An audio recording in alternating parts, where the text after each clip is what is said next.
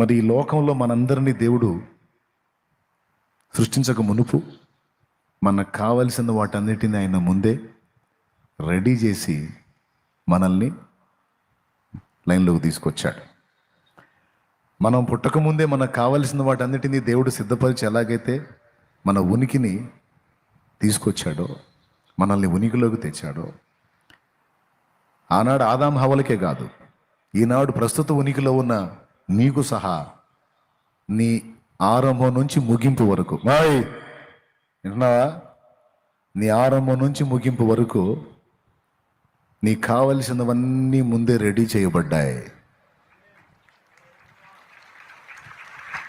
నీకే టైంకి ఏది రావాలో, ఏ టైంకి ఏది అందాలో మొత్తం ముందే ముందే ముందే మొత్తం రెడీ చేయబడ్డాయి. అయితే నీకు కనబడవు. ఆ సమయం వచ్చినప్పుడు, ఎప్పుడెప్పుడు నీకు ఏది అవసరమో ఆ సమయం వచ్చినప్పుడు ఒకటొకటిగా దేవుడు అందిస్తాడు. అవన్నీ ముందే రెడీ చేసుకొని నీకు ఆ సమయం వచ్చినప్పుడు అందిస్తాడు. అది దేవుని పద్ధతి. కాబట్టి ఇక్కడున్న మీ అందరికీ ఒక శుభవార్త ఏంటంటే, నా ఫ్యూచర్ ఎట్లా ఉంటుందో, నా భవిష్యత్ ఎట్లా ఉంటుందో అని చెప్పి నువ్వేం దిగులు పడాల్సిన అవసరంలే. గతంలో జరిగిపోయిన వాటిని గురించి కృంగిపోవాల్సిన అవసరంలే. వివేకవంతుడి లక్షణం ఏంటంటే,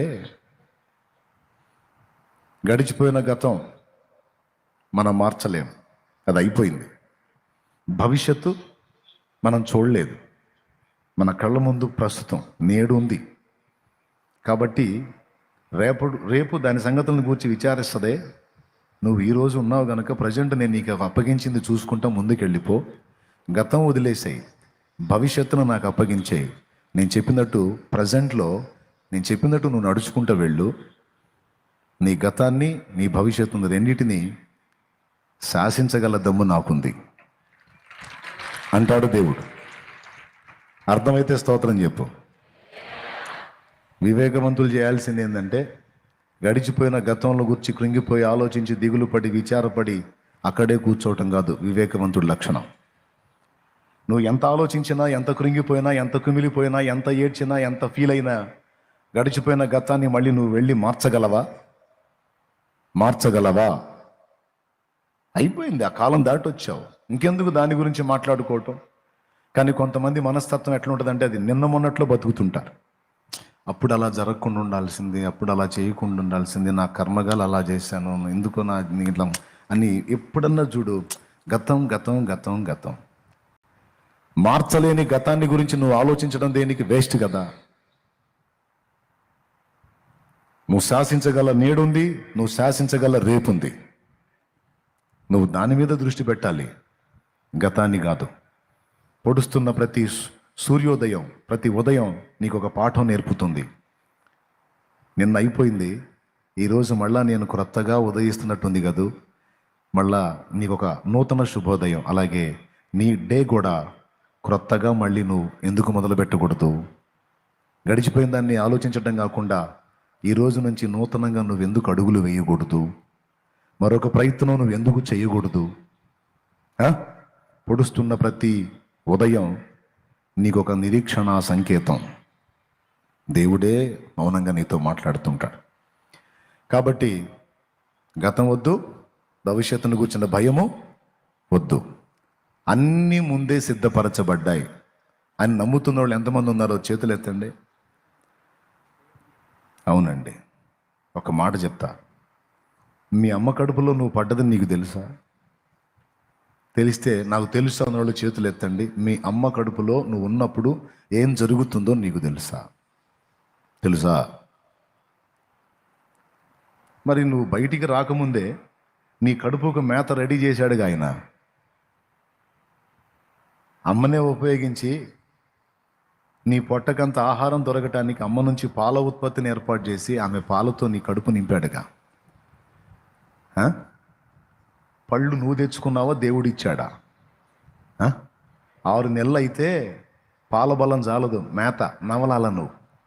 అందుకని దంతాల ఉత్పత్తి 6 నెలల నుంచి స్టార్ట్ అవుతుంది. ఇక కరెక్ట్గా ఓ సైజుకు రాగానే ఆగిపోతాయి. జుట్టు పెరిగినట్టు పళ్ళు కూడా పెరిగినాయి అనుకో, జుట్టు కటింగ్ షాప్ లాగా పళ్ళ కటింగ్ షాప్ ఒకటి పెట్టాలి. లేకపోతే ఇక పళ్ళు అలాగ వచ్చేస్తూ ఉంటాయి. కానీ మన శరీరంలో దంతాల ఉత్పత్తికి అవసరమైనటువంటి ఆ మూలం ఏదైతే ఉందో దాన్ని ఎంత అవసరమో అంతే పెట్టాడు. అది కూడా 6 నెలల లోపు పాలు, 6 నెలల తర్వాత పదార్థాన్ని నమిలి తినటానికి దంతాలు. ఈ డిజైనింగ్ ఎవరిది నాన్న? నీదా, మీ అమ్మ నాన్నదా, ఆయిందా? ఎన్ని కలర్లు చూస్తున్నావు? ఈ కంటికి ఆ పవర్ ఇచ్చింది ఎవరు? ఎన్ని సౌండ్లు వింటున్నావు? ఈ చెవికి ఆ పవర్ ఇచ్చింది ఎవరు? ఈ చేతులు ఎలా ఎందుకు జాయింట్లు ఉండాలి? కట్టె పొలల్లాగా అట్టు ఉండొచ్చుగా. అట్టుంటే అన్ని పనులు చేసుకోవచ్చు కాదు, ముఖ్యంగా తిండి తినలేము. ఇది కట్టె పొలలాగా బెండ్ అవ్వకుండా ఎట్నే ఉందనుకో, ఇక మెడ కొంగ మెడలాగా సాగాల. ఎందుకంటే ఫుడ్ ఏడ ఉంటుంది మరి, ఎట్టొచ్చింది నోటికి.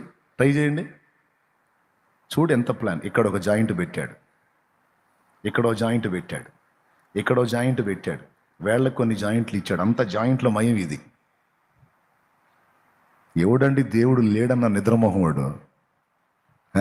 ఎవడండి దేవుడు లేడన్న నిద్రమోహముడు? మరి ఎవరిదండి డిజైనింగ్ అంతా? ఎవరిదండి ఏర్పాటు? ఎవరిది? అద్దం ముందుకెళ్ళి మన రూపాన్ని మనం చూసుకుంటే అర్థమైపోయింది. నీ అంతట నువ్వో లేకపోతే నీ తల్లిదండ్రులు నిన్ను నిర్మించలేదు. ఎవరో ఒక వ్యక్తి ఉన్నాడు, పక్కా ప్లాన్తో నీ బాడీని డిజైన్ చేశాడు. ఒప్పుకుంటావా? ఒప్పుకోక తప్పదు. లేకపోతే ఎట్లా? ఈ జాయింట్లు ఎందుకు పుట్టాలి? ఎలా కట్టెపొలలాగా ఉండొచ్చుగా? కుదరదు. చేశాడు ఆయన. మళ్ళీ కాళ్ళకి, మోకాళ్ళ దగ్గర ఒక జాయింట్, నడుము దగ్గర ఒక జాయింట్, పాదాల దగ్గర ఒక జాయింట్, కడుపులో ప్రేవుల నిర్మాణం, గుండె నిర్మాణం, మెదడు బాయ్ అంటే సౌండ్ వినబడే చెవి, ఎన్ని చేశాడు? ఇవన్నీ నువ్వు డిజైన్ చేసుకున్నావు, ఆయన చేశాడా? పెద్దగా చెప్పు. అమ్మ కడుపులోంచి బయటికి రాగానే ఆహారం నువ్వు కష్టపడి సంపాదించుకున్నావా, రెడీ చేసి పెట్టాడా? అవునా? రైట్. జీవితాన్ని నీకు ఇచ్చినవాడు ఆయన, నిన్ను నడిపిస్తున్నవాడు, బ్రతికిస్తున్నవాడు, తిప్పుతున్నవాడు ఆయన. అప్పుడంటే పశువుని అయ్యా, ఇప్పుడు పెద్దోడిని పెద్దదాన్ని అయ్యాగా. అయ్యావు. నీకు అప్పగించిన పని నీ చేతనైంది, నువ్వు చెయ్యి. నీకు ఎప్పుడు ఏది అందాలో నువ్వు ఖచ్చితంగా దాన్ని పొందుకుంటావు. ఎందుకంటే ఆయన సృష్టికర్త. దేవుడు లేడన్న నాస్తికుడికే కూడు పెడుతున్నాడు ఆయన. ఏంది? దేవుడు లేడన్న నాస్తికుడికే కూడు పెడుతున్నాడు ఆయన. దేవుణ్ణి తిట్టేవాడికే, దేవుణ్ణి దూషించేవాడికి అన్నం పెడుతున్నాడు ఆయన. ఆయన్ని గుర్తెరిగి, ఆయన్ని ప్రేమించి, నీ బ్రతుకుని మార్చుకొని, నీ జీవితాన్ని ఆయనకు అప్పగించిన ఇంత మంచి అడుగు వేసిన నిన్ను అశ్రద్ధ చేస్తాడా? నిన్ను వదిలిపెడతాడా?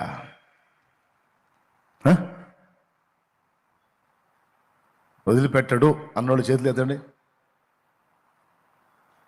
డౌట్ లేదుగా? విశ్వాసం ఉందిగా?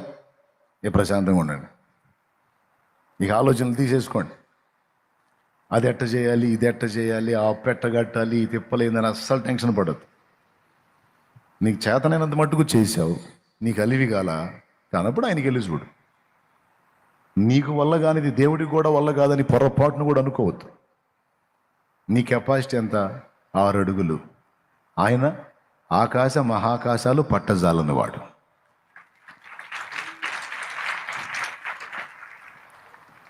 నీ పుడిసిలి సింగిల్ హ్యాండ్లో ఇట్లా పట్టుకుంటే పుడిసిలి, ఇది కలిపితే దోసిలి. నీ పుడిసిలి ఎన్ని నీళ్ళు పడతాయి? ఒక 1/2 లీటర్ పడతాయా? అరసోడు పోనీ ఒక గిద్ద. ఆయన పుడిసిలిలో మనం గొప్ప సముద్రాలు అనుకుంటున్నాం చూడు, అగాధ సముద్ర జలాలన్నీ కలిపి ఆయన పుడిసిలిలోనే పట్టినాయట. అంటే ఎంత పెద్ద బాహుగలవాడో చూడు. కాబట్టి మన దిక్కుమాలిన మైండ్తో మనల్ని మనం అర్థం చేసుకున్నట్టు దేవుణ్ణి అర్థం చేసుకోవటానికి ట్రై చేయొద్దు. ఆయన అనంత బల సంపన్నుడు. నీకు వల్ల గాంధీ ఆయనకు కూడా వల్ల కాదని పొర్రపాటును అనుకోవద్దు. ఆయన చెయ్యగలడు అని నమ్మి ఆయన ఏం చెప్పాడు? దేన్ని గూర్చి చింతపడద్దు, సంతోషంగా ఉండు, నా విశ్రాంతిలో ఉండు, విశ్వాసముతో ఉండు. నేను ఉన్నానని నమ్ముతున్నావా? అవునయ్యా నువ్వు ఉన్నావు. నేను బలవంతుడని నమ్ముతున్నావా? అవునయ్యా నమ్ముతున్నా. నేను నిన్ను నా ప్రాణం కంటే ఎక్కువగా ప్రేమిస్తున్నానని నమ్ముతున్నావు? అవునయ్యా నమ్ముతున్నాను. ఇంకట్లయితే ప్రశాంతంగా ఉండు. అదే ఉండలేకపోతున్నాను చోపా, అట్లయితే మెంటల్ హాస్పిటల్లో చూపించుకుంటాడు. ఇంకంతకుమించి ఏం చేయగలిగింది లేదు. ఉండలేకపోతున్నది చెప్పు, నమ్ముతున్నాను అన్నావుగా, ఉండు.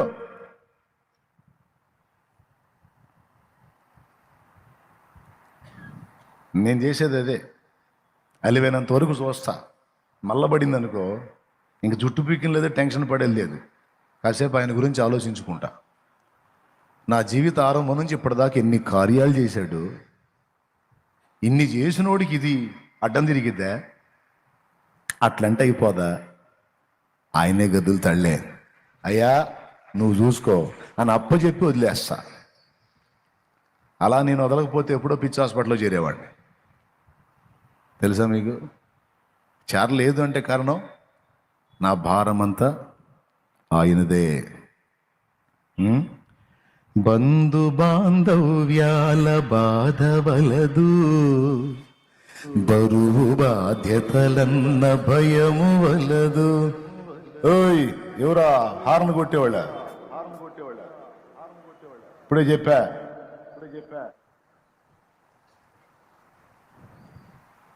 అంటే అట్ట అరిస్తే మీరు లైన్లోకి వస్తారని. బంధు బాంధవ్యాల బాధ వలదు, బరువు బాధ్యతలన్న భయము వలదు, నీ మధుర బంధమే నాకు చాలు, నీ మధుర బంధమే నాకు చాలు, నీ విచ్చు భాగ్యమే నాకు మేలు, నీ విచ్చు భాగ్యమే నాకు మేలు, నువ్వు మెచ్చు కార్యమే నాకు చాలు, నువ్వు హెచ్చు కార్యమే నాకు చాలు. స్తుతి నీకే నా ప్రభు, స్తుతి నీకే నా ప్రభు, స్తుతి ఘనత మహిమలను నీకే యేసు ప్రభు. ఏమండి అప్పులో ఉన్న వాళ్ళు ఎంతమంది ఉన్నారో చేతులు ఎత్తండి. సరిగా చేతులు ఎత్తాలా? అప్పులో వాళ్ళు అందరూ చేతులు ఎత్తండి. కదిలించండి చేతులు. ఎవరండి ఇంక లేనోళ్ళు? కూర్చున్న వాళ్ళందరూ అప్పులు సరిగానా? దేవా నీకు వందనాలు ఆయన. ఇంతమంది ఏం చేస్తున్నారండి అప్పులు చేసి? టెన్షన్ పడకండి. అప్పులు చేసిన వాళ్ళకి ఎక్కువగా భయం ఉంటుంది, అవమాన భయం. ఇచ్చిన వాళ్ళు రోడ్డుకు లాగుతారేమో, పరువు తీస్తారేమో, బజారుకి ఇడుస్తారేమో, సిగ్గు తీస్తారేమో అని ఎక్కువ టెన్షన్. తినదు అంట పట్టదు, పండుకుంటే నిద్ర పట్టదు, చాలా దుఃఖపడతారు, చాలా వేదన పడతారు. యేసు ప్రభుని నమ్ముకోకముందు నాకు ఆ టెన్షన్ ఉంది, ఎందుకంటే నేను అప్పుల్లోంచి వచ్చిన కాబట్టి. ప్రభువుని తెలుసుకున్న తరువాత ప్రభు నాకై ప్రాణం పెట్టాడు, నన్ను ప్రాణం కంటే ఎక్కువగా ప్రేమించాడు, ఆయన నా అసలు తండ్రి అని నాకు అర్థమైన తర్వాత ఆ రోజు నుంచి ఈ రోజు దాకా అప్పు అనే దాన్ని గురించిన భయం నాకు లేదు, అవమానం అనే దాన్ని గురించిన భయం నాకు లేదు. లేదు,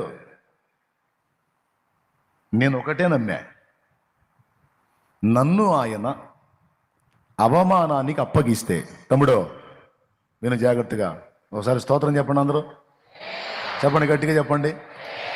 నన్ను ఆయన బజారుకి అప్పగిస్తే, నవ్వుల పాలు కావటానికి అప్పగిస్తే, అవమానపరచబట్టానికి అప్పగిస్తే దాన్ని నేను ఆపగలనా? ఆపగలనా? ఏం చేసి కూడా ఆపలేను. ఒకవేళ నన్ను ఆయన అప్పగించకపోతే నన్ను అవమానపరిచే దమ్ము ఎవడుకుంది? రేపు కట్టకపోతే వచ్చి సామాన్లు బయటేస్తాను, నా సంగతి తెలియదని పోతాడు ఒకడు. అనుకుందాం, ఒకవేళ ఆ ప్లేస్లో నేనుంటే నేనేమనుకుంటాను తెలుసా? ఎప్పుడురా నువ్వు వేసేది సామాను? నా దేవుడు సెలవిస్తేగా. సెలవు ఇవ్వకపోతే రేపు ఉంటుందా నీకు? ఓ, నా దేవుడు నన్ను అలా రోడ్డు పాలు కావాలని నిర్ణయిస్తే అదే జరుగును కాకపో అంటాను. కానీ అది జరగదు. ఎందుకంటే వానితో ఆ మాట నేను దేవుడితో అంటాను, నేను నీ కుమారుణ్ణి అన్నావు, నాకై ప్రాణం పెట్టానన్నావు. మరి మీ అబ్బాయిని రోడ్డుకు లాగితే అబ్బాయికి కాదు పరువు పోయేది అయ్యకి. ఎవరికి పరువు? ఎవరికి పోయిద్దా? అబ్బాయికి పోయిద్దా? అబ్బాయిని కానీ అయ్యకి పోయిద్దా? అయ్యో ఏసయ్యా, నీ గాలే పోయిద్ది, నీ ఇష్టం. ఆ మధ్యకాలంలో ఒకడు ఇంతే నన్ను ఇబ్బంది పెట్టాడు. ఆ మధ్యకాలంలో నన్ను కాళ్ళ దగ్గరికి తెప్పించాలని ట్రై చేశాడు. కాళ్ళ దగ్గరికి నేను దేవుడితో ఒక మాటే అన్నాను, ఆడేదో చాలా ఉపలాట పడుతున్నాడు, నన్ను కాళ్ళ దగ్గరికి తెప్పించాలని. నాకేం ఇబ్బంది లేదు, పొమ్మంటావా వాడి కాళ్ళ దగ్గరికి? చెప్పు, పొమ్మంటే పోతా అన్న. ఏందిరా నువ్వు పోయేది వాడి కాళ్ళ దగ్గరికి? అవసరమైతే వాడి జాయింట్లు నేను తీస్తా. నాకేం అహం లేదయ్యా, నాకంతా విరిగిపోయి ఉన్నాను నేను. ఇక్కడ నీ ప్రెస్టేజ్ కోసం ఆలోచిస్తున్నాను నేను, అంతే. నువ్వు వెళ్ళమంటే వెళ్తా, దేనికైనా తగ్గించుకుంటా. నీకోసం ఎంత అవమానానికైనా నేను ముందుకెళ్తా. వెళ్ళమంటావా అంటే మహారోషం గలవాడు ఆయన. ఆయన మహారోషం గలవాడు. ఆయన పోనిస్తాడు నిన్న. ఎంతమందికి నమ్మకం ఉంది? ఎన్ని చేతులు బాగా నెత్తుతున్నారు, దడ ఆయాసం మాత్రం తగ్గట్లా. ఆయన రోషగాడు. ఒక ఉద్యోగం కోసం ఈరోజు నువ్వు రిక్వెస్ట్ చేస్తుండొచ్చు. నా దేవుడు ఎంత రోషగాడో తెలుసా? ఒక ఉద్యోగం కోసం నువ్వు ఈరోజు కన్న వాళ్ళ కాళ్ళన్నీ పట్టుకుని అడుగుతున్నావు, నా కుమారుడా గుర్తుపెట్టుకోరా ఈ అనుభవం. రేపు 100 మందికి నీ ద్వారా ఉద్యోగం ఇప్పిస్తాను నేను. 100 మందికి నువ్వే జాబ్ ఇస్తావు. ఆ స్థితికి నేను నిన్ను తీసుకెళ్తా అంటాడు ఆయన. తీసుకెళ్ళకపోయినా పర్వాలా, తీసుకెళ్తే ఆయనకే ఘనత, తీసుకెళ్ళకపోతే ఆయనకి అవమానం. కొడుక్క అవమానం అయ్యాక, కూతురుక అవమానం అయ్యాక, మనం చినిగిపోయిన కట్టుకుంటే ఎవరికి అవమానం? కాబట్టి ఇప్పుడు ఆయన పరువు కోసమైనా మనకు మంచి. మన పస్తులుంటే ఎవరికి అవమానం? ఎవరికి అవమానం? మనకా అయ్యాక? అంటే మనకెందుకు టెన్షను? మొంగమూరు దేవదాసాయి గారు పాడినట్టు పాడుకోవటమే. నాకేమి కొదువా నాదుడుండ, ఇక నాకేమి కొదువా నాదుడుండ. శ్రీకరుండకు దేవుడేన శ్రేష్ఠ పాలకుడు, నా ఏక రక్షకుడు. శ్రీకరుండకు దేవుడేన శ్రేష్ఠ పాలకుడు, నా ఏక రక్షకుడు.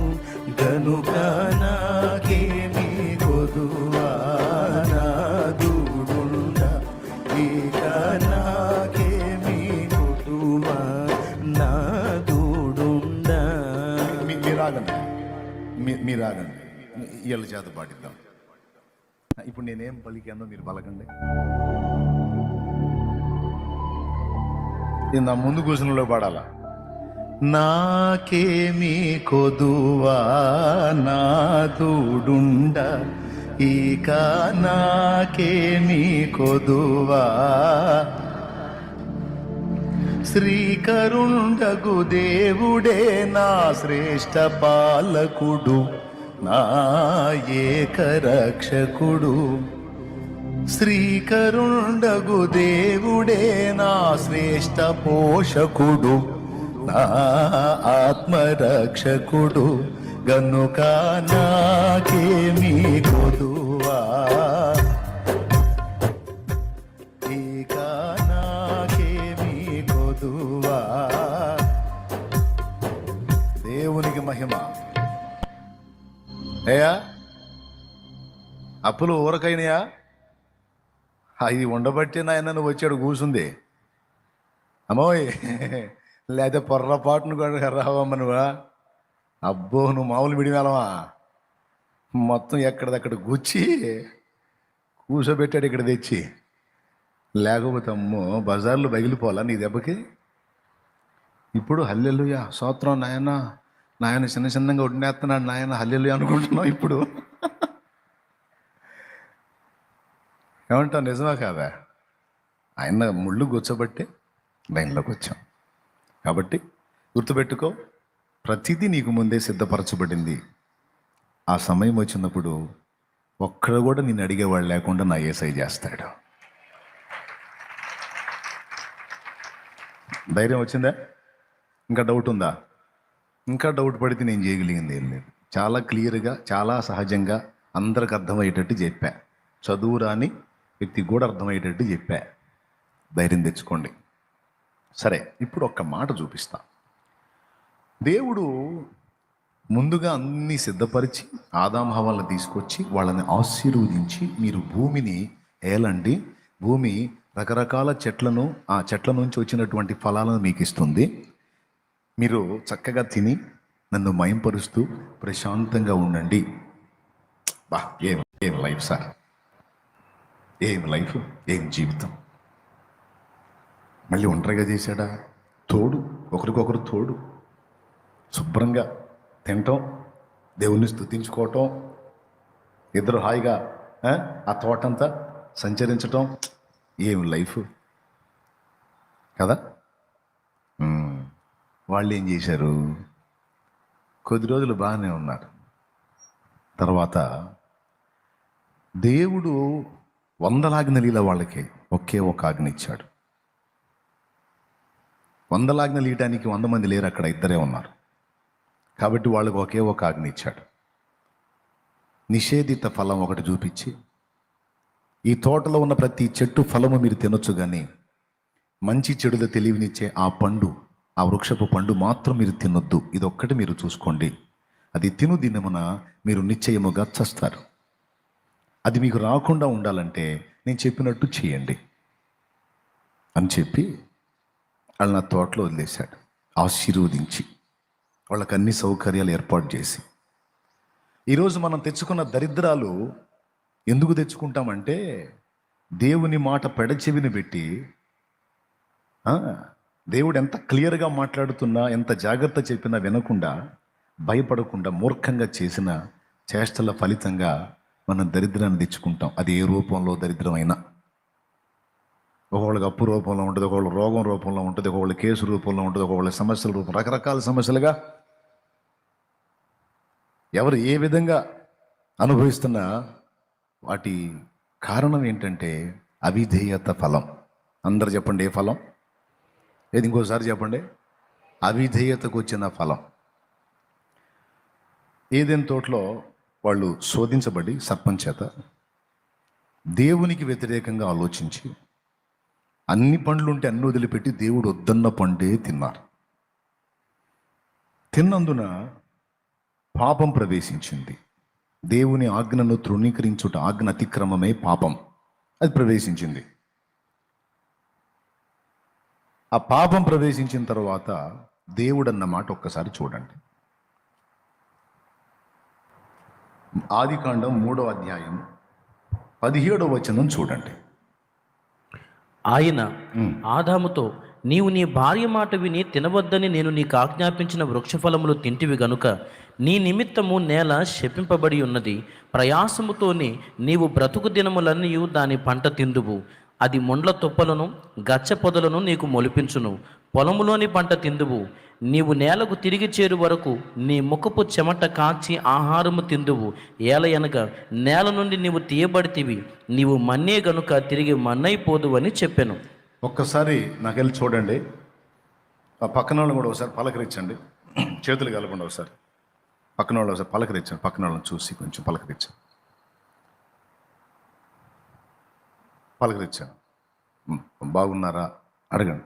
మీరు ఇంకా బతికే ఉన్నారా, మృత స్థితికి వెళ్ళిపోకుండా సజీవులుగా ఉండండి అని చేతులు కలపండి. కలిపారా? అదే వినండి. నీ నిమిత్తము నేను నీకు అన్నీ సిద్ధపరిచాను.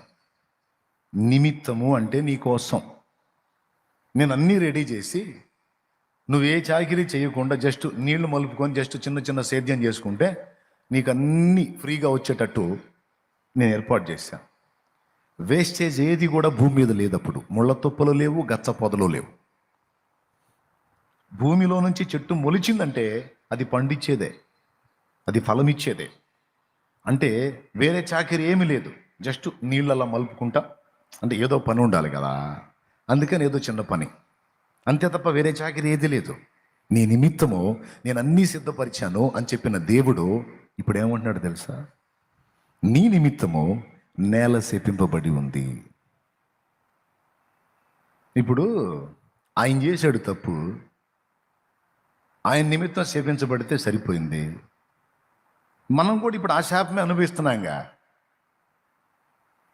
ఏమండి, మన పొలాన్ని చూద్దాం, మనం పొలాన్ని చూద్దాం, పొలాన్ని బీడు పెడదాం.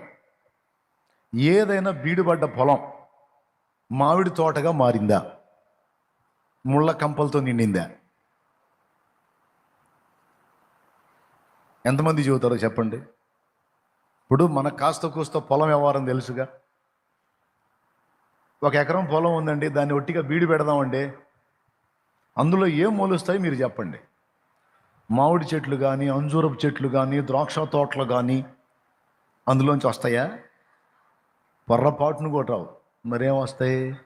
ముళ్ళ కంపలు, జిల్లాకు చెట్లు, ఏం చెట్లు, దూలగొండి చెట్లు అంటారు వాటిని, దూలగొండ్లు. నేను తిట్టట్లేదండి, నాకు అది రకంగా చూస్తున్నారు మీరు. బైబిల్లో ఉందండి, దాని నిండా దూలగొండి చెట్లు, జిల్లాకు చెట్లు, ముళ్ళ కంపలు, ముళ్ళ తుప్పలు, గచ్చ పొదలు. ఒకప్పుడు అవి లేవు. భూమిలోంచి చెట్టు మొలిచిందంటే పండ్ల చెట్టే మొలిచింది. కానీ ఇప్పుడు బీడు పెట్టామంటే ముళ్ళ కంపలు లేవటమే. మళ్ళీ అదొక చాకిరి, ఎప్పటికప్పుడు ఏటా దాన్ని క్లీన్ చేయించుకోవాలా.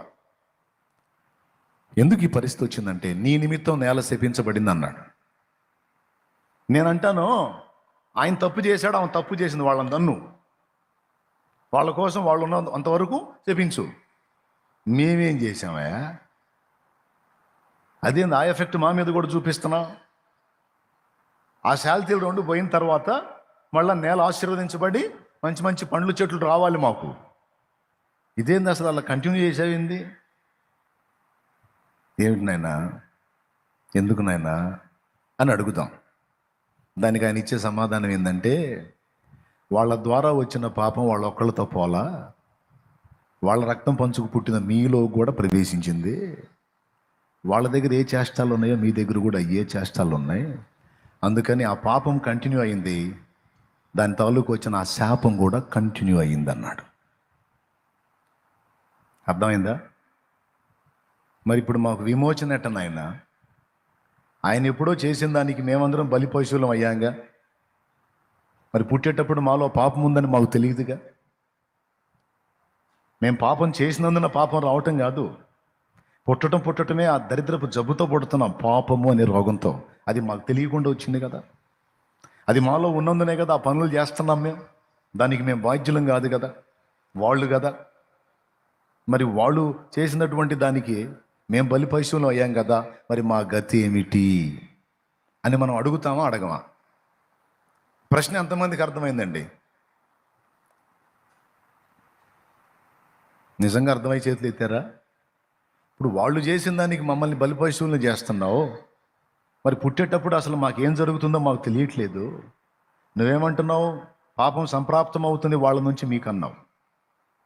అంటే టోటల్గా జబ్బుతో పుడుతున్నాం, పాపము అనే జబ్బుతో పుడుతున్నాం కనుక చేసే చేష్టలన్నీ అయ్యే. అంటే మేము పాపం చేసినందున పాపం రావటం కాదు, ఆ స్వభావంతో పుడుతున్నాం. పాపము మనుషునిలో స్వాభావికంగా వస్తుంది, పారంపర్యంగా వస్తుంది. అందుకే పాపము చెయ్యని మానవుడంటూ ఎవ్వడూ లేడు.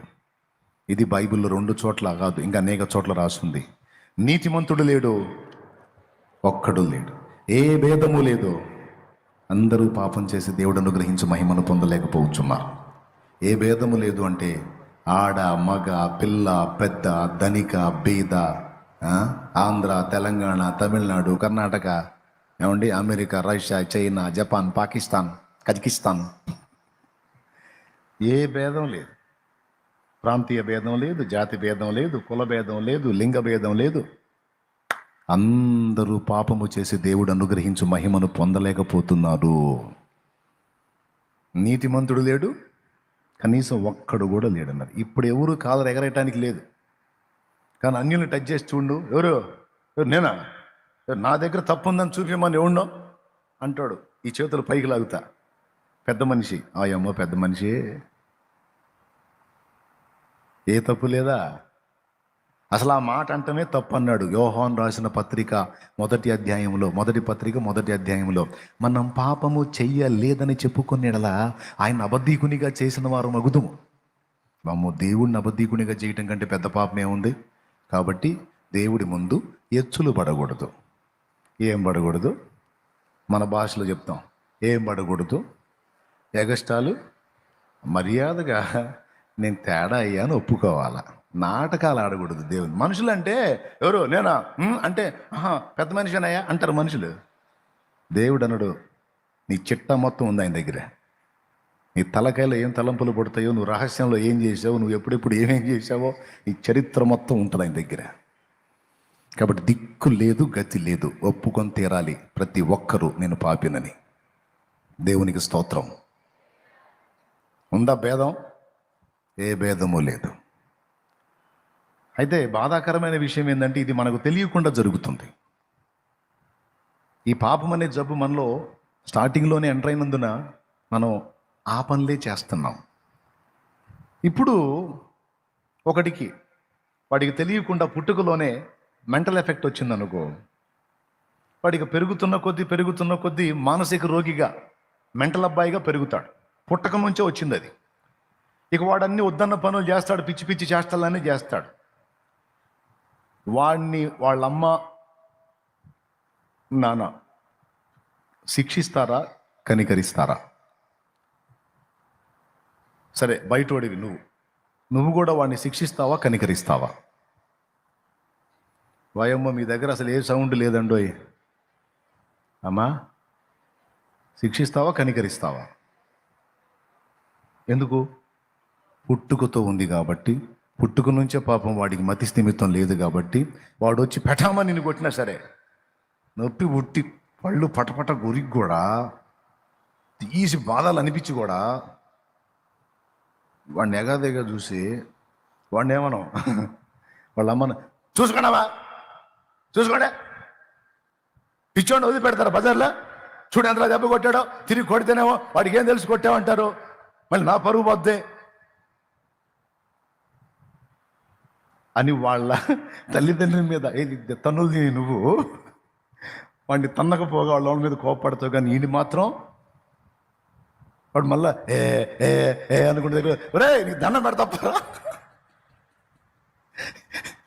దండం పెడ, చెంప బాగలు కొట్టావు, దవడ పళ్ళన్నీ కదిలిపోయింది దరిద్రుడా ఓ అంటావు తప్ప వాడిని కొట్టలేవు, ప్రతీకారం చెయ్యలేవు. అదే మైండ్ బాగున్నాడు కొడితే, వాడు 2 కొడితే కనీసం ఒకటన్నది అంతాం, తర్వాత సంగతి తర్వాత. ఎందుకని వాడి మీద నీకు జాలి వచ్చింది, కనికరం వచ్చింది? ఎందుకు తెలుసా? పాపం వాడు ఆ స్థితిలో ఉన్నాడని వాడికి తెలియదు. వాడికి తెలియకుండానే ఆ రోగం వాడిలోకి వచ్చింది. వాడికి తెలియకుండానే దాని ఫలం వాడు వ్యక్తం చేస్తున్నాడు. ఇప్పుడు నీకు కోపం కాదు, కనికరం వస్తుంది. ఖచ్చితంగా ఇదే కనికరాన్ని బట్టి దేవుడు మన విషయంలో ఆలోచించాడు. అరే ఆ ఒకడి నుంచి వీళ్ళందరూ వచ్చారు, ఆ ఒకటి రక్తమే పంచుకు పుట్టారు, ఆ రక్తాన్ని బట్టి వీళ్ళలో కూడా పాపం ప్రవేశించింది, దాని ఫలితాన్ని బిడ్డలు అనుభవిస్తున్నారు. మరి వీళ్ళకి రక్షణ ఎట్లా? వీళ్ళు ఆ శిక్ష నుంచి బయటపడే మార్గం ఎట్లా? వీళ్ళని కాపాడేది ఎట్లా అనుకుని ఒకరి నుండి వీళ్ళందరూ వచ్చారు. ఆ ఒకరి నుండి వీళ్ళందరికీ పాపం ఎలాగొచ్చిందో అలాగే వీళ్ళందరికీ ప్రతిగా ఒకని పరిశుద్ధ రక్తము ద్వారా వీళ్ళందరి పాపాలకి ముగింపు చెప్తాను. ఓకేనా? క్లియర్గా అర్థమైందా? ఒకరి నుండి వీళ్ళందరూ వచ్చారు, వీళ్ళందరికీ ఒకరి నుంచి ఈ పాపం అనే జబ్బు వచ్చింది. కాబట్టి వీళ్ళందరి కోసం ఒకరిని లైన్లోకి తీసుకొస్తాను. ఆ ఒకని పరిశుద్ధ రక్తము వీళ్ళ పాపాల నుండి వీళ్ళకు స్వస్థత కలిగిస్తుంది. ఇప్పుడు ఆ ఒకడెవరో మీరు చెప్పాలి. ఎవరా ఒక్కడో? ఏ నరుని రక్తమైనా పాపములను బాపగలదా? ఏ నరుని రక్తమైనా శాపములను బాపగలదా? ఏ నరుని రక్తమైనా పాపములను కడుగగలదా? ఏ నరుని రక్తమైనా శాపములను బాపగలదా?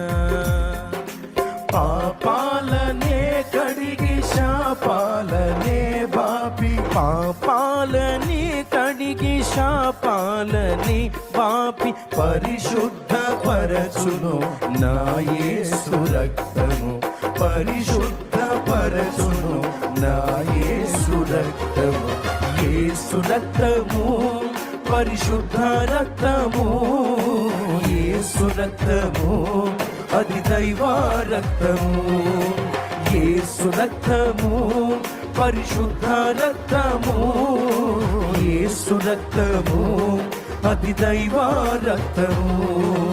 యేసు రక్తము అది దైవ రక్తము, యేసు రక్తము అది దైవ రక్తము. నిర్దోషమైనది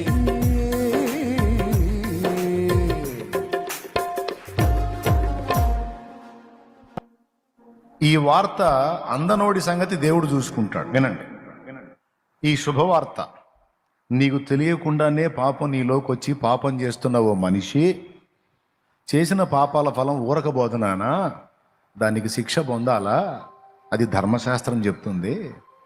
అయితే నీకు తెలియకుండా ఇది నీలోకి వచ్చింది, దాన్ని బట్టి నువ్వు ఇట్టా చేశావు, అందుకే నా కనికరం నీ మీదకి వచ్చింది. తెలిసి నువ్వు చేస్తే దానికి మినహాయింపు లేదు, కానీ తెలియకుండానే ఇది నీలోకి జొరబడింది, దాని ఎఫెక్ట్ వల్ల నువ్వు ఇలా తయారయ్యావు కనుక నా కనికరం నీ మీదకి వచ్చింది. వచ్చినందున ఎవరో కాదు, మనుషులైన మీ అందరి సృష్టికర్తను నేనే గనుక, శారీరకంగా మీకు తల్లిదండ్రులు ఉండొచ్చు, కానీ నేనేమన్నా తెలుసా, మీకు జన్మనిచ్చిన అమ్మకు అమ్మని నాన్నకు నాన్నని నేను గనుక మీరందరూ నా పిల్లలు. ఆ ఆదాము నుండి అందరికీ పాపం ఎలా వచ్చిందో అలాగే నా రక్తము ద్వారా మీ అందరికీ పాప విమోచన నేను కలిగిస్తాను. మీ అందరూ చేసిన ఆ పనికిమాలిన పాపాల యొక్క ఫలం ఏదైతే ఉందో ఆ ఫలాన్ని నేను తాగుతాను. ఆ కాలకోట విషయాన్ని నేను స్వీకరిస్తాను. నా రక్తము ద్వారా మీకు రక్షణ ప్రసాదిస్తాను. నా పిల్లలారా, మీరు చేసిన దోషాల శిక్షంతా కూడా నేను నా భుజాల మీద మోస్తాను. అదిగో ఆయన ఏ పాపం చేయలేదు, ఆయన ఏ నేరము చేయలేదు, కానీ అదిగో మన దోషాల శిక్ష, మనందరి సృష్టికర్త ఆయనే గనుక పిల్లలు చేసిన పాపానికి తండ్రి వెల చెల్లించినట్టు మన దోషాలకు అదిగో యేసయ్య తను అప్పగించాడు. యేసయ్య సిలువలో రక్తం గార్చాడు, ప్రాణం పెట్టాడు. ఆయన పరిశుద్ధ రక్తము చేత మనందరికీ విమోచన మార్గాన్ని చూపి దేవుడు ప్రేమామయుడు కనికర సంపన్నుడని రుజువు చేసుకున్నాడు. కొంతమంది ఏమన్నారు, కర్మలు చేసిన వాడు కర్మల ఫలం అనుభవింపక తప్పదు. దుష్టుల్ని శిక్షించడానికి, శిష్టుల్ని రక్షించడానికి నేను తయారయ్యానని కొంతమంది అన్నారు. కర్మలు చేసిన వాడు ఫలము అంటే పాపం చేసిన వాడు దాని ఫలం అనుభవింపక తప్పదని నువ్వు అన్నావు. అసలు వాడు పాపం ఎందుకు చేశాడు, అసలు ఆ పాపం అనేది వాళ్ళలో ఎందుకు ప్రవేశించిందో నాకు చెప్పవయా. అసలు వాళ్ళలో పాపం ప్రవేశించకుండా అడ్డగించడం నీ చేతగాల, పైగా వాడు పాపం చేస్తే వాడు కర్మ మోయాల్సిందని అంటున్నావు. నువ్వెట్లా దేవుడివి? అసలు ఆ మూలం ఎందుకు వచ్చిందో మాకు తెలియదు. చేస్తున్నావు, తెలుసో తెలియకో నడుస్తున్నావు. మరి దాని నుంచి బయటపడే దారి నువ్వు చూపించకుండా శిక్షించేదేంటి? నువ్వు ఎవరిని శిక్షిస్తావు? దుష్టుల్ని శిక్షించి శిష్యుల్ని రక్షిస్తారా? శిష్యుడు ఎవడున్నాడు ఇక్కడ? అందరూ దుష్టులే. అయినా నాకు అర్థం కాదు, రక్షణ ఎవరికి కావాలి? శిష్యుడికా దుష్టుడికా?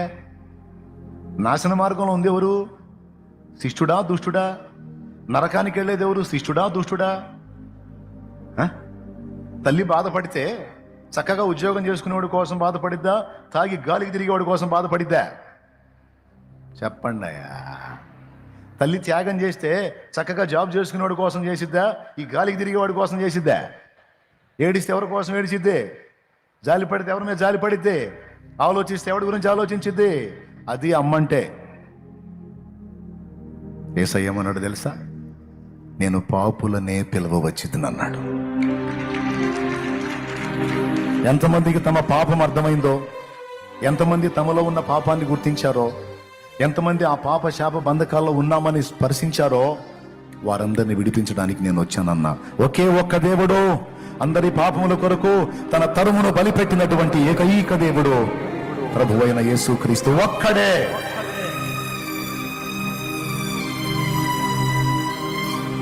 ఇలా నా బిడ్డల పాపం కోసం నేను ప్రాణం పెట్టానని నా బిడ్డలకు చెప్పండి అని మాకు ఆజ్ఞ ఇచ్చాడు. ఈ సువార్త అందనోడు ఆ వ్యక్తి సంగతి దేవుడు చూసుకుంటాడు, అందలేదు గనక. కానీ అందినంత వరకు మాత్రం మారు మనసు పొందాలి, పాప జీవితాన్ని విడిచిపెట్టాలి, చేసిన పాపాలన్నీ కడగబడి నిమిత్తం ప్రభు యొక్క పరిశుద్ధ రక్తములో పాపములన్నీ కడిగేసుకోవాలి. యేసుప్రభు సిలువ నవ్వులాట, యేసుప్రభు సిలువ హేళన కాదండి. అది యథార్థ విషయం, యథార్థ సంఘటన, నిజంగా జరిగింది మన కోసం, మన పాపముల నిమిత్తం. చేతులతో చేసిన మన దోషానికి ఆయన చేతుల్లో శీలలో. మీరు చెప్పండి, బైబిల్ మొత్తం చదివి యేసుప్రభు ఏ ఒక్క తప్పు చేశాడని చూపించండి. ఏ తప్పు చేయని ఆయన మరి ఆ శిక్షను ఎందుకు మౌనంగా అంగీకరించి తనంతట తానే అప్పగించుకున్నాడు? ఎందుకంటే ఆయన మన దోషాలను ఎత్తుకొని మన కోసం బలి కాకపోతే మనం బయటపడే దారే లేదు. అందుకే కనికరించి ఆ పని చేశాడు. చూస్తున్నారా ఆ సిలువ సన్నివేశాన్ని? ఎంతమందికి అర్థమైంది?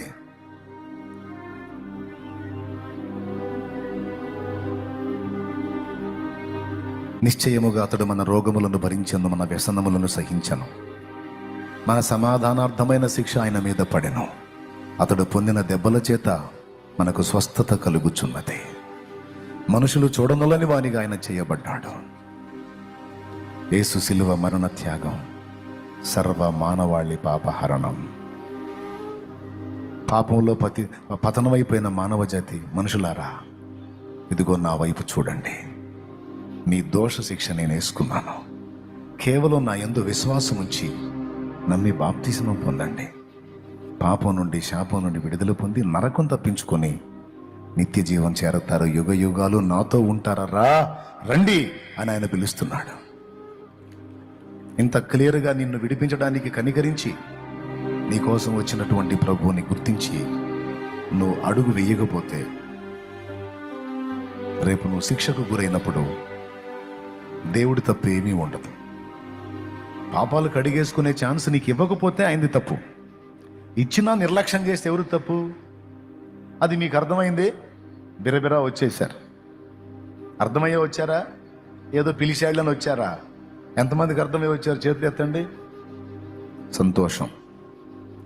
ఆ కూర్చున్న వాళ్ళలో ఇంకా ఎవరైనా దేవుడిచ్చినటువంటి ఈ మంచి అవకాశాన్ని, ఈ మంచి పిలుపుని వినియోగించుకొని రక్షణకు సిద్ధపడిదిరా, ధన్యులు.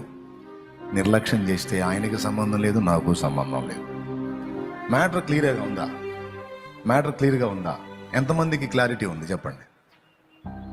2 చేతులు ఎత్తి స్తోత్రం చెప్పండి. ఆదాము నిమిత్తం నేల శపించబడిందంట. ఈరోజు ఈ ఒక్క ముక్క కూడా వినండి. నువ్వు చేసేటువంటి చర్యల ఫలం అది నీ కుటుంబానికి, నీకు, సమాజానికి దీవెన కావచ్చు, శాపం కావచ్చు. ఆదాము చేసిన ఆ పని తరతరాలకు శాపాన్ని తెచ్చిపెడితే, యేసయ్య చేసిన పని తరతరాలకు రక్షణకు కారణమైంది.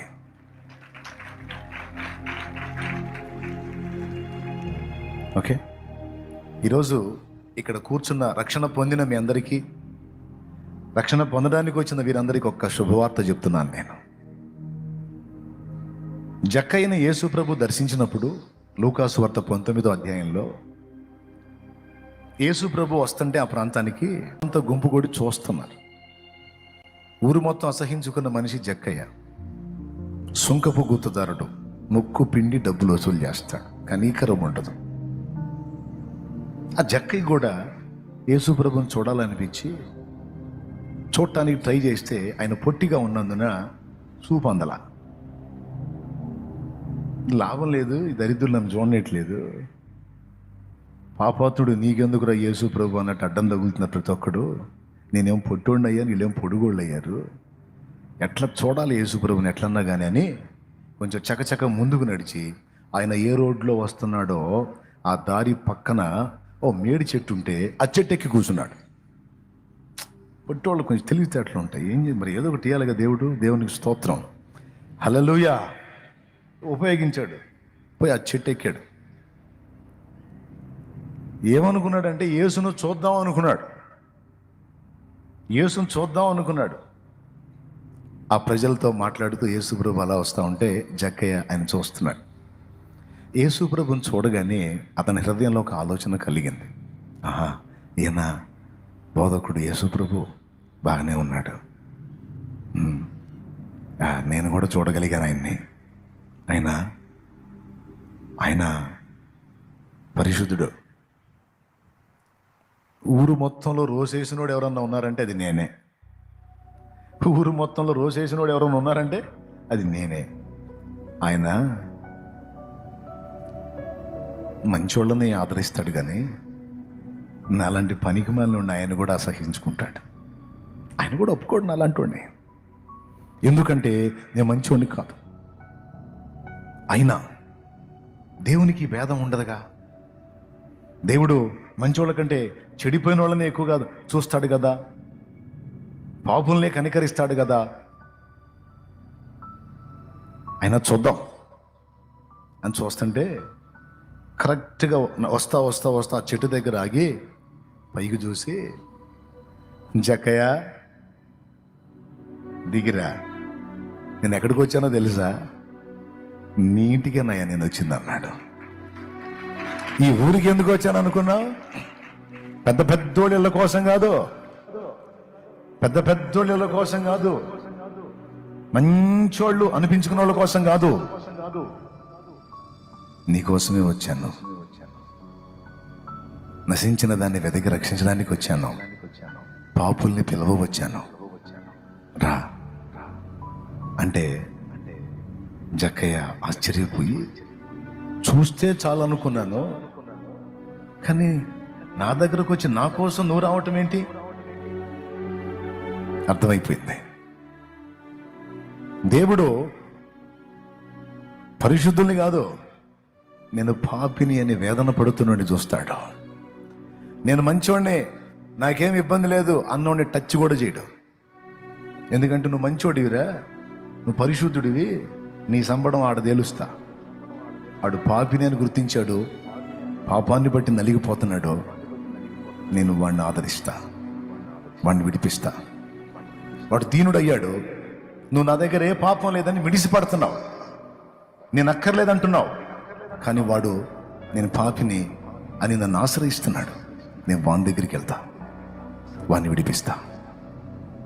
మనం కూడా అంతేకండి. అయ్యా అన్నోడి దగ్గరికి వెళ్తామా, అయ్యిందంట అన్నోడి దగ్గరికి వెళ్తామా? ఎవరి దగ్గరికి వెళ్తామండి? దీనుల దగ్గరికే కదా. ప్రభు కూడా అలా నడిచా. జక్కయ్యకి అర్థమైపోయింది. త్వరగా దిగి ఇక ఆలస్యం చేయలే, చెట్టు మీద కూర్చొని, యేసు ప్రభు మా ఇంటికి రావటం ఏంది, ఈరోజు కష్టంలే, జనం చాలా మంది ఉన్నారు, ఎంతమందికి ఏడ పెడదాం, మరోసారి పర్సనల్గా వద్దు కానిలే, కష్టపడి ఎక్కే నీ చెట్టు ఇప్పట్లో దిగలేను అన్లా. కొంతమంది ఉన్నారు చెట్టు దిగని జక్కయ్యలు. రారా నాయన, నీ జీవితంలోకి మార్పు తీసుకొస్తాను, నాకు అప్పచెప్పురా, ఇక నన్ను వదిలేరా పాడు బతుకు, ఇక నన్ను ఆహ్వానించిన ఆయన నీ ఇంట్లోకి రానిరా, నన్ను నీ చరిత్రను ఒక మలుపు తిప్పాలనుకుంటున్నాను నేను, దిగురా నాయన చెట్టు దిగు అంటే ఒక్కొక్కడు ఒక చెట్టు మీద ఎక్కి కూర్చున్నారు. తాగుడు అనే చెట్టు ఒకడు, వ్యభిచారం అనే చెట్టు ఒకడు, అక్రమ సంబంధాలు అనే చెట్టు ఒకడు, పేకాట అనే చెట్టు ఒకడు, విచ్చలవిడి జీవితం అనే చెట్టు ఒకడు, బెట్టింగులు అనే చెట్టు ఒకడు. ఏమండి, ఒక్కొక్కళ్ళు ఒక్కో టైపు చెట్టు ఎక్కి దిగట్ల ఎవరు? దిగినోడు ధన్యుడు. దిగి యేసును చేర్చుకున్న వాళ్ళు స్త్రీలైన పురుషులైన ధన్యులు. ఖచ్చితంగా వాళ్ళ చరిత్ర మారిపోద్దే. నువ్వు నమ్మినా నమ్మకపోయినది నిజం. చెక్కలాగా చెట్టు దిగి యేసుని హృదయంలోనికి ఇంటిలోనికి చేర్చుకున్న వారి చరిత్ర గతి మారిపోద్దే. అందుకు నేనే సాక్ష్యం. ఏదో బైబిల్లో ఉన్నోడి జీవితం కాదు, నా లైఫే సాక్ష్యం. దేవుని మహాకృపను బట్టి 2002 ఏప్రిల్ 17న మారు మనసు పొంది బాప్తిస్మం పొంది నాడు నా ప్రభుని నా జీవితంలోనికి ఆహ్వానించాను. ఆ రోజు నుంచి ఈ రోజు దాకా ఇంచుమించు 24 సంవత్సరాల ఈ జీవిత కాలాన్ని వెనక్కి చూసుకుంటే అనూహ్యమైన మలుపులు తిప్పి విప్లవాత్మకమైన మార్పులు కలిగించి చరిత్ర పుటల్లో నా బ్రతుకు నిలిచేటట్టు చేశాడు ఆయన. కొడితే గట్టిగా.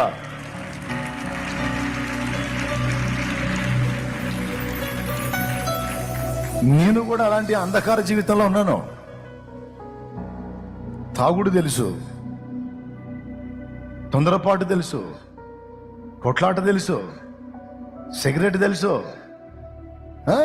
చండాలపు చరిత్ర మిగిలిన వాళ్ళు కాదు, మనకు కూడా ఉంది. ఈ దరిద్రం కూడా ఎన్నేళ్ళకి 15 ఏళ్ళకి అలవాటైంది. 15 ఏళ్ళకి అన్ని. నాయనా, నా జీవితాన్ని ప్రభు చేతికి అప్పచెప్పి ఈరోజు ఈ ఫలాన్ని నేను కోస్తున్నాను. ఈరోజు యేసుప్రభు అంటున్నాడు, నేను వచ్చింది నీ కోసమే. నువ్వు పైన కూర్చున్నావు, దిగిరా, నా మాటినరా. జక్కయ్య తొందరపడి దిగి వచ్చాడు. ఇంకా మీలో ఎవరైనా యేసయ్య వచ్చి నీ హృదయ గది తలుపు దడుతుంటే నిర్లక్ష్యం చేస్తున్నారేమో. ఈ టైం పోతే యేసయ్య దాటిపోయాడంటే అయిపోయిందినో. యేసయ్య దాటిపోయాడంటే నీకు చరిత్ర ఉండదురా నాయన. ఇక మళ్ళా నిన్ను బాగు చేసేవాడు ఇంకొకడు లేడు. ఆయన దాటిపోకముందే అమ్మా దిద్దుకో నీ జీవితాన్ని, ఒప్పుకో నీ పాపాన్ని, పొందు మారు మనసు, రా రక్షణకి. ఇది దేవుడిచ్చిన సువర్ణ అవకాశం. వినండి. ఆపేసేయమంటారా? వింటారా జాగ్రత్తగా?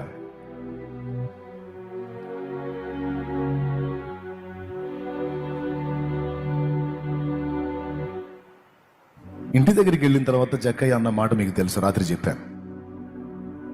అప్పటిదాకా డబ్బే లోకం, డబ్బే ప్రపంచంగా బతికినాడు. యేసు ప్రభు తను ఎప్పుడైతే దర్శించి మాట్లాడాడో, యేసు ప్రభుతో ఒక మాట అంటున్నాడు ఆ జనం ముందు. ప్రభువా, నాకున్న యావదాస్తిలో సగం అమ్మి బీద ప్రజలకి ఇస్తానన్నాడు. మిగతా సగం ఎవని యొద్ద అయితే నేను రూపాయికి 2 తీసుకున్నానో వానికి 4 ఇస్తానన్నాడు. అంటే 2 చెప్పాడు. ఒకటి, నా తప్పుల్ని నేను దిద్దుకుంటాను. వింటున్నారా? నా తప్పుల్ని నేను దిద్దుకుంటాను. రెండవది, నాకున్నది అమ్మి సమాజానికి సేవ చేస్తాను. ఇక నా కోసం కాక ప్రజల కోసం బతుకుతాను. ఎంత ఆశ్చర్యకరమైన మార్పు అండి. అదండి మారు మనస్సు. మీరు చెప్పండి, ఉన్నయన్నీ అమ్మి సగమేమో పేదలకి ఇచ్చి సగమేమో చేసిన తప్పులు దిద్దుకోవడానికి ఖర్చు పెడితే ఇంటోళ్ళకి ఏం మిగిలిద్దే?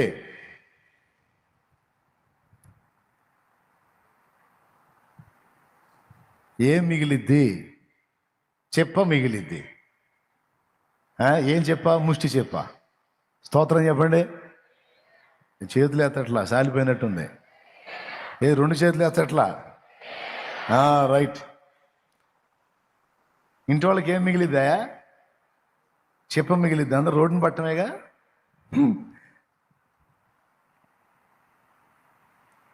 కానీ యేసుప్రభు ఏమన్నాడో తెలుసా? జక్కైని చూపించి ఆ జన సమూహానికి, ఇతడును అబ్రహాము కుమారుడే, అంటే విశ్వాసంలోకి వచ్చాడు, నేడు ఈ ఇంటికి రక్షణ వచ్చిందన్నాడు. మారు మనసు పొందింది, తప్పులు దిద్దుకుంటానని చెప్పింది, సమాజానికి సేవ చేస్తానని చెప్పిందేమో ఇంటి మొత్తం కాదు, ఇంట్లో ఒకడు. ఈ ఒకడు చేసిన పనికి ఇంటి మొత్తానికి రక్షణ. ఆనాడు ఒకడు చేసిన పాపానికి నేల శపింపబడి ఇంటి మొత్తానికి దరిద్రం. ఈనాడు ఒకడు చేసిన తీర్మానానికి, ఒకడు తీసుకున్న నిర్ణయానికి ఇంటి మొత్తానికి రక్షణ.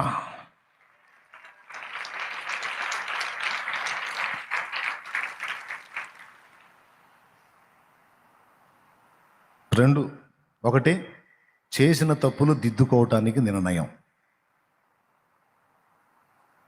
మీరు బాప్తిజం పొందుతున్నారు, ఎవరి ఎడలైనా మీరు ఇబ్బందిగా ప్రవర్తించుంటే రక్షణ పొంది వెళ్తారుగా, వారితో సమాధాన పడండి.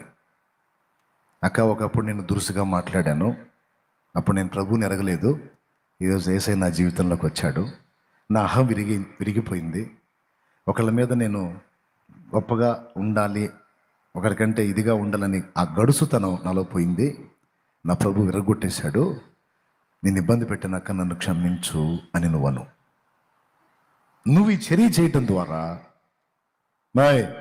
ఒప్పుకోదగ్గ ప్రతి తప్పు నీ పొరుగు వారితో, నీ ఇంటి వారితో నువ్వు ఒప్పుకొని క్షమాపణ కోరుకో. అప్పుడేం జరిగిందో తెలుసా? నీలో కలిగిన ఈ విప్లవాత్మకమైన మార్పును చూసి వాళ్ళు ఆలోచనలో పడతారు. వీడు ఇంత మిడిమాల పోడు, కదిలితే అనుకుంటా మీదకి వచ్చేవాడు, వీడేంద్ర నన్ను క్షమాపణ అడుగుతున్నాడు. ఈ అమ్మాయి అసలు బజారు ఎక్కి భయంకరంగా కూసే మనిషి, అక్క క్షమించు, అమ్మ క్షమించు అంటుందేంది? అప్పుడు వాళ్ళకి అర్థమైంది, నిజంగా యేసు ప్రభు హృదయాలను మార్చే దేవుడు.